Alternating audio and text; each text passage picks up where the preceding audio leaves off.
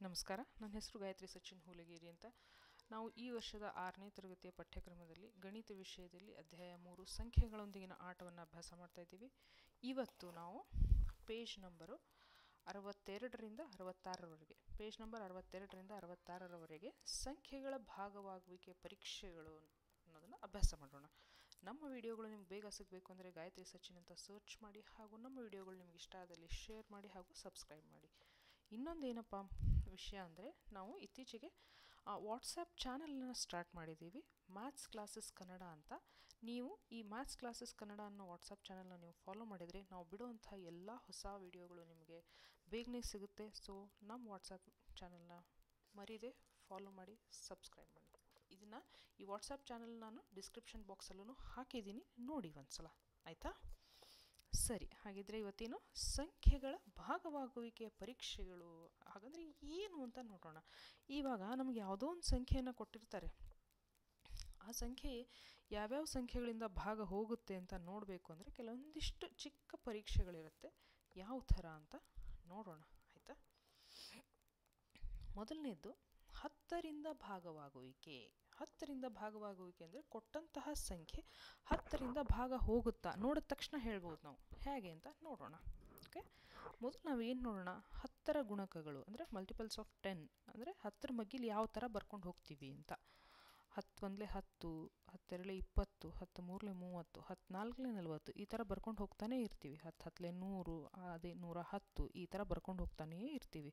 ಇಲ್ಲಿ ನಾವು ಒಂದು ಅಂಶ ಏನು ಗಮನಿಸ್ತೀವಿ ಅಂದರೆ, ಬಿಡಿ ಸ್ಥಾನದಲ್ಲಿ ಯಾವಾಗಲೂ 0ನೇ ಇದೆ. ಹೌದಾ? ನೋಡಿ, ಇಲ್ಲಿ ಬಿಡಿ ಸ್ಥಾನದಲ್ಲಿ ಯಾವಾಗಲೂ 0ನೇ ಇದೆ. ಆದ್ದರಿಂದ ನಾವು ಏನು ಹೇಳ್ತೀವಿ ಅಂದರೆ, ಒಂದು ಸಂಖ್ಯೆಯ ಬಿಡಿ ಸ್ಥಾನದಲ್ಲಿ 0 ಇದ್ದಾಗ ಆ ಸಂಖ್ಯೆಯು 10ರಿಂದ ಭಾಗವಾಗುತ್ತದೆ ಅಂತ ಹೇಳ್ತೀವಿ. ಹಾಗಾದರೆ ಯಾವುದೇ ಒಂದು ಸಂಖ್ಯೆ ಇರಲಿ, ಉದಾಹರಣೆಗೆ ಇವಾಗ 20,810 ಅಂತ ಏನೋ ಒಂದು ಕೊಟ್ಟಿದ್ದಾರೆ.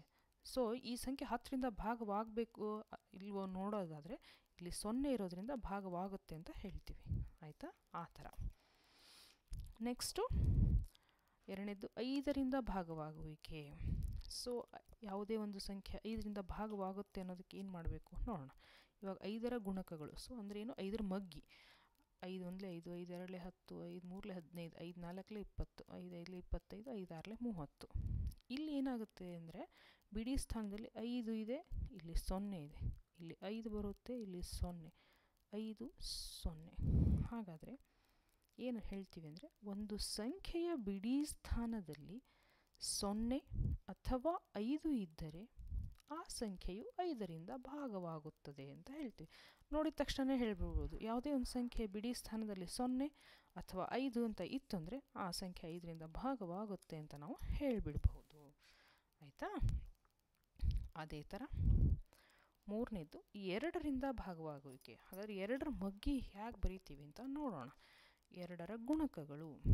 ಇವಾಗ 2ರ ಮಗ್ಗಿಂದ ಮೊದಲಿಂದ ಶುರು ಮಾಡಿದ್ರೆ ಮಾಡ್ಬೋದು. ನಾನು 10ರಿಂದ ಶುರು ಮಾಡಿದ್ದೀನಿ. 2 5 10, 2 6 12, 2 7 14, 2 8 16, 2 9 18, 2 10 20, 22 ಈ ಥರ ಕಂಟಿನ್ಯೂ ಹಾಕ್ಕೊಂಡು ಹೋಗುತ್ತೆ. ಇಲ್ಲಿ ನಾವೇನು ನೋಡ್ತೀವಿ, ಬಿಡಿ ಸ್ಥಾನದಲ್ಲಿ 0 2 4 6 8 ಮತ್ತು ಅದೇ ಥರ 0 2 ಕಂಟಿನ್ಯೂ ಆಗುತ್ತೆ. ಸೊ ಏನಪ್ಪ ಅಂದರೆ, ಬಿಡಿ ಸ್ಥಾನದಲ್ಲಿ 0 2 4 6 8 ಇದ್ದರೆ ಆ ಸಂಖ್ಯೆ 2ರಿಂದ ಭಾಗ ಆಗುತ್ತೆ ಅಂತ ಹೇಳ್ತೀವಿ.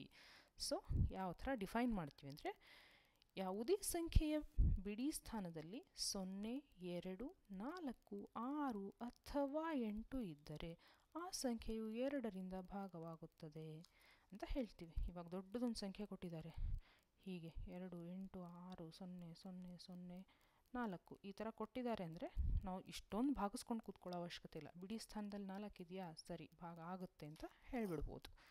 ಗೊತ್ತಾಯ್ತಾ? ನೆಕ್ಸ್ಟ್ 4ನೇದ್ದು 3ರಿಂದ ಭಾಗವಾಗುವಿಕೆ. ಓಕೆ, ಸೊ ಇಲ್ಲಿ 3ರ ಗುಣಕಗಳನ್ನು ನೋಡೋಣ.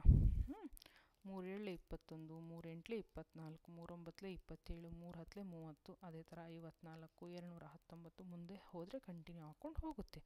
ಇಲ್ಲಿ ಆವಾಗಿನ ಥರ ಬಿಡಿ ಸ್ಥಾನದಲ್ಲೆಲ್ಲ ನೋಡ್ಕೊಂಡು ಕೂತ್ಕೊಂಡ್ರೆ ಗೊತ್ತಾಗಲ್ಲ. ಸೊ ಇಲ್ಲಿ ಏನು ಮಾಡಬೇಕು ಅಂತ ನೋಡೋಣ.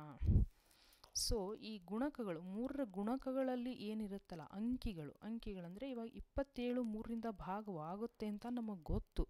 ಹಾಗಾದರೆ ಹೇಗೆ ಅಂತ ನೋಡೋದಾದರೆ 27ರ ಅಂಕಿಗಳು, ಹೌದಾ, 27ರ ಅಂಕಿಗಳಂದ್ರೆ ಯಾವುದು?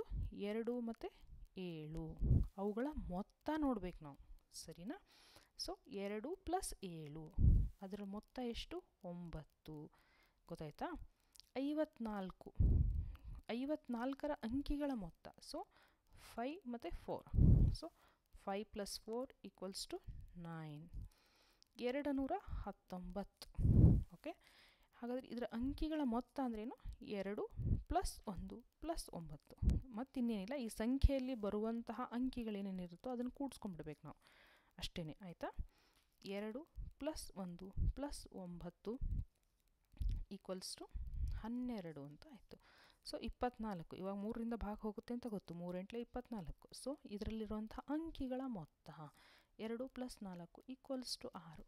ಸೊ ಇದನ್ನೆಲ್ಲ ಮಾಡ್ಕೊಂಡು ಏನು ಮಾಡಬೇಕು ಅಂತ ಇದ್ದರೆ, ಈ ಒಂದು ಸಂಖ್ಯೆಗಳ ಮೊತ್ತ ಏನು ಬರುತ್ತಲ್ಲ, ಇದು 3ರ ಗುಣಕವಾಗಿದ್ದರೆ, ಈ ಸಂಖ್ಯೆ 3ರಿಂದ ಭಾಗ ಹೋಗ್ತಾ ಇದ್ದರೆ, ಆಯಿತಾ? ಇವಾಗ ನಮಗೆಲ್ಲ ಗೊತ್ತು 3 3 9 ಅಂತ ಗೊತ್ತು, ಹೌದಲ್ಲ? 3 × 3, ಹೌದಾ? 3ರಿಂದ ಭಾಗ ಹೋಗುತ್ತೆ ಅಂತ ಗೊತ್ತು. ಈ ಸಂಖ್ಯೆ 3ರಿಂದ ಭಾಗ ಹೋಗ್ತಿತ್ತು ಅಂದರೆ ಈ ಸಂಖ್ಯೆನೂ 3ರಿಂದ ಭಾಗವಾಗುತ್ತೆ ಅಂತ ಅರ್ಥ, ಗೊತ್ತಾಯ್ತಾ? ಇವಾಗ 9 3ರಿಂದ ಭಾಗವಾಗುತ್ತೆ, ಹಾಗಾದರೆ ಇದು ಯಾವ ಅಂಕಿಗಳ ಮೊತ್ತ? 54. ಸೊ 54 3ರಿಂದ ಭಾಗವಾಗುತ್ತೆ. 12 3ರಿಂದ ಭಾಗವಾಗುತ್ತೆ, ಹಾಗಾದರೆ 219 ಕೂಡ 3ರಿಂದ ಭಾಗವಾಗುತ್ತೆ.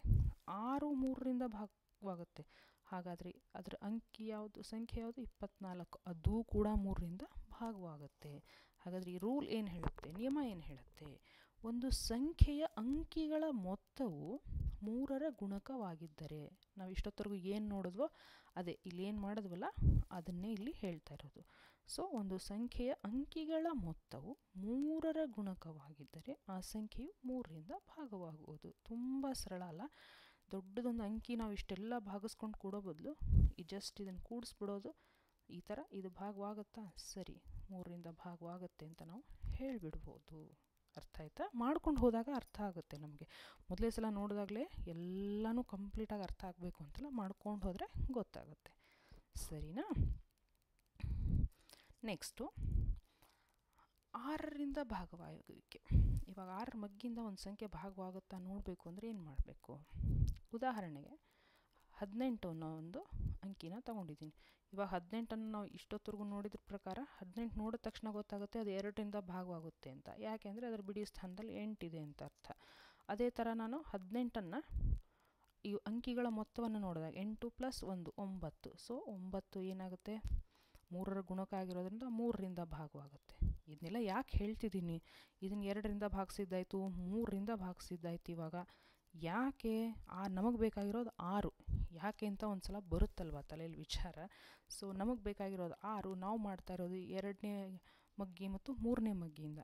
ಯಾಕೆ ಅಂತ ವಿಚಾರ ಮಾಡಿದಾಗ ರೂಲ್ ಏನು ಹೇಳುತ್ತೆ ಅಂದರೆ, ಒಂದು ಸಂಖ್ಯೆಯು 2 ಮತ್ತು 3 ಇವೆರಡರಿಂದಲೂ ಭಾಗವಾದರೆ ಅದು 6ರಿಂದಲೂ ಭಾಗವಾಗುವುದು. ತುಂಬ ಸರಳ ಅಲ್ವಾ? ಇವಾಗ ನಮಗೆ 2 ಮಾಡೋಕ್ಕೆ ಗೊತ್ತು, 3 ಮಾಡೋಕ್ಕೆ ಗೊತ್ತು. ಇವೆರಡರಿಂದನೂ ಆ ಸಂಖ್ಯೆ ಭಾಗ ಹೋಗ್ತಿತ್ತು ಅಂದರೆ ಅದು 6ನೇ ಮಗ್ಗಿಂದಲೂ ಭಾಗವಾಗುತ್ತೆ ಅಂತ. ಯಾವುದೇ ಒಂದಿದ್ರೂ ಆಗಲ್ಲ, ಬರೀ 2 ಇದ್ದರೂ ಆಗಲ್ಲ, ಬರೀ 3 ಇದ್ದರೂ ಆಗಲ್ಲ. 2 ಮತ್ತು 3 ಎರಡರಿಂದಲೂ ಭಾಗ ಆಗ್ತಾ ಇರಬೇಕು, ಅಂದರೆ ಮಾತ್ರ ಅದು 6ರಿಂದಲೂ ಭಾಗ ಆಗುತ್ತೆ. ಗೊತ್ತಾಯ್ತಾ? ಇನ್ನೊಂದು ಉದಾಹರಣೆ ನೋಡ್ಬಿಡೋಣ ಇಲ್ಲಿ ಚಿಕ್ಕದಾಗಿ. 72 2ರಿಂದ ಭಾಗವಾಗುತ್ತೆ. ಯಾಕೆಂದರೆ ಬಿಡಿ ಸ್ಥಾನದಲ್ಲಿ 2 ಇದೆ. ಅದೇ ಥರ ಇದರಲ್ಲಿರುವಂಥ ಅಂಕಿಗಳನ್ನು ನಾವು ಎಣಿಸಿದಾಗ ಏನಾಗುತ್ತೆ? 7 + 2 ಎಷ್ಟು? 9. 9 3ರ ಗುಣಕ, 3 3 9. ಸೊ ಇದು 3ರಿಂದನೂ ಭಾಗ ಆಗುತ್ತೆ. ಸೊ ಇದು 2ರಿಂದನೂ ಭಾಗ ಆಯಿತು, 3ರಿಂದನೂ ಭಾಗ ಆಯಿತು. ಸೊ ಏನಾಗುತ್ತೆ? 72 6ರಿಂದನೂ ಭಾಗ ಆಗುತ್ತೆ. 12 6 72. ಗೊತ್ತಾಯ್ತಾ? ಈ ಥರ ಒಂದು ಸಂಖ್ಯೆಯು 2 ಮತ್ತು 3 ಇವೆರಡರಿಂದಲೂ ಭಾಗವಾದರೆ ಅದು 6ರಿಂದಲೂ ಭಾಗ ಆಗುತ್ತೆ ಅಂತ ನಾವು ಹೇಳ್ತೀವಿ. ಮುಂದಿನ ಕೆಲವೊಂದಿಷ್ಟು ಅಂಕಿಗಳು ಕೊಟ್ಟಿರುವಂಥ ಸಂಖ್ಯೆಗಳು ಬೇರೆ ಮಗ್ಗಿಗಳಿಂದ ಭಾಗವಾಗೋದನ್ನು ನಾವು ನೋಡೋಣ ಈ ಕ್ಲಾಸಲ್ಲಿ. ಇವತ್ತಿಗೆ ಇಷ್ಟು ನಿಲ್ಲಿಸಿ.